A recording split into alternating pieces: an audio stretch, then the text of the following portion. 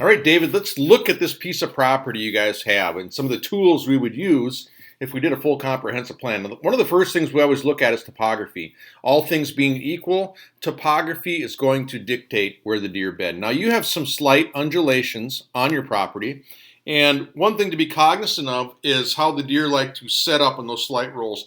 Even though they're minor, a roll of 1 or 2 feet in a flatter area can be enough to get a deer to change the way it beds. And the way they use it is they want to set up on the leeward side or on the top of this elevation, so they got a view of what's below them, and they can smell and hear what's behind them. If they got back cover and side cover in a scenario like that, they're going to use it.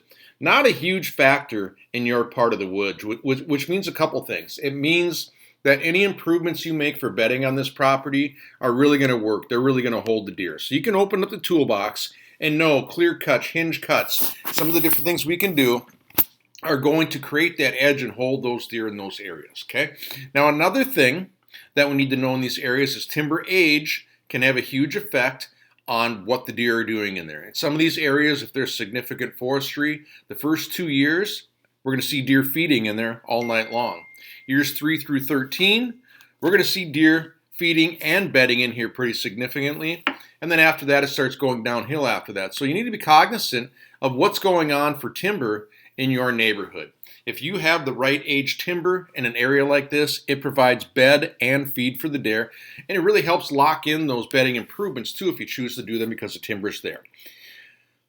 One of the most important things, it all works together, but a very important factor here too in this heavily forested area is the lack of agriculture. I don't know if there is some agriculture over here in these areas. I can't tell what this is. It doesn't look like a row crop type of situation. It almost looks like it's wet areas.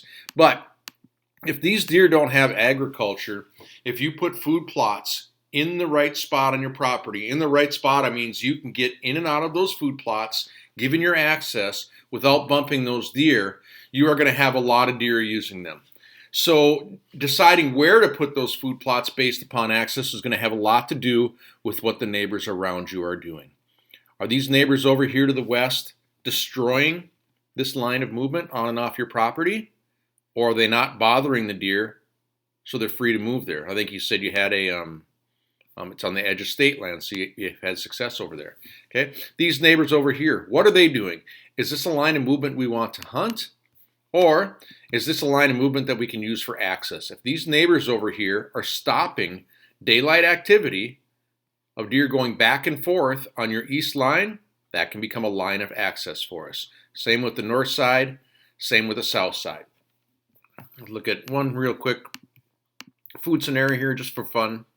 So if we have access over here and we know we get a lot of west winds or maybe they're northwest winds and I put a food plot right here, by gosh, if I can come in over here from the east and I got a good place to park here and I got a way to get in and out of this food plot where these deer that are feeding here can't see me, I can hunt that over and over again. Any of these deer, except for from this direction, any of these deer from these directions that use this food plot, I can get in and out of your hunted. So that's kind of the strategy, and those are the major considerations we'd have if we did a more thorough plan on your property. A $99 skeleton plan on your property, I can get you, I think, very close to where you need to be to make this work. And the final kick that we haven't talked about is when we put this bedding in, we want to put it in a fashion that we can access our food and it creates predictable lines of movement for rut travel. So we put the food in,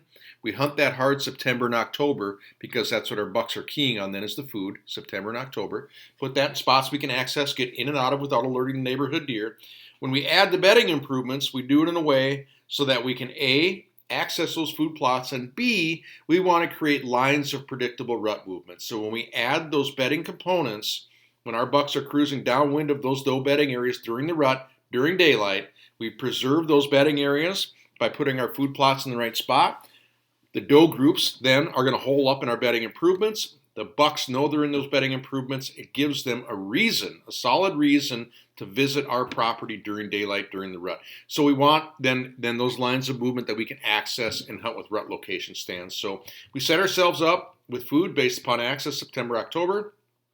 We create bedding improvements logically so they impact our bed to feed and our bed to feed and feed to bed. And we can hunt those options September, October, which beds the does on our property, sets us up for the rut in November, and gives those bucks definitive lines of movement to use to pursue those does that are bedded on this property. So if you'd like I said, if you'd like to develop a whole plan, we can get you there on $99 on a piece of property like this. I can dot all the I's and cross all the T's, and you'll be well on your way to having this parcel here hunt as good as we're going to be able to get it.